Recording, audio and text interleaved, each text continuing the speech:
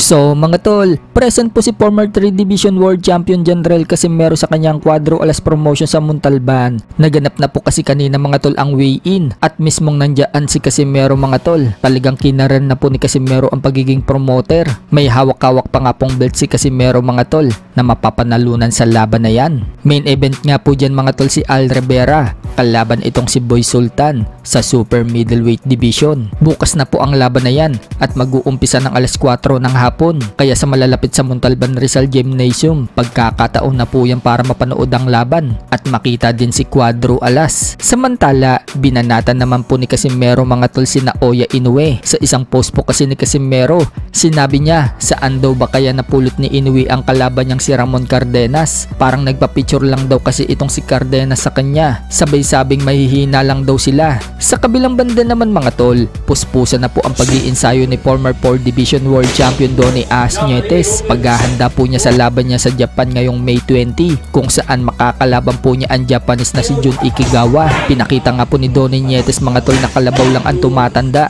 dahil sa edad niyang 42, ang tutulis pa din ng mga suntok ni Nietes. Marami nga po ang bumilib kay Nietes mga tol at sinabi ng mga fans sa comment, mabilis at malakas pa din daw si Nietes at wala pa rin daw itong kupas. Nag-response naman po si Nietes mga tol sa mga magagandang comment sa kanya at sinabing mahina na daw siya at matanda na, sabi daw ng iba. So parang pinapakita lang po dyan ni Nietes mga tol na kahit matanda na siya, may ibubuga pa rin. Sa ibang balita naman mga tol, alam na nga po ng karamihan na nasa bansang Amerika na po si Naoya Inoue para sa paghahanda niya sa laban nila ni Ramon Cardenas na magaganap na 1 linggo na lang mahigit sa T-Mobile Arena Las Vegas. Bagamat wala pong naniniwala na mananalo si Cardenas kay Inoue at inamin naman ni Cardenas na yan na daw ang pinakamahirap niya magiging laban sa buong karir niya sa boxing, ang laban niya dito kay Inoue. Pero prediction nga po ni Cardenas sa magiging laban nila ni Inoue, magiging madugo daw yung labanan na yan at talagang bugbugan daw. Ini-imagine nga daw ni Cardenas mga tol na ang laban daw nila ni Inoue parang magiging Manny Pacquiao versus Juan Manuel Marquez 1. So talaga palang bugbugan yan mga tol.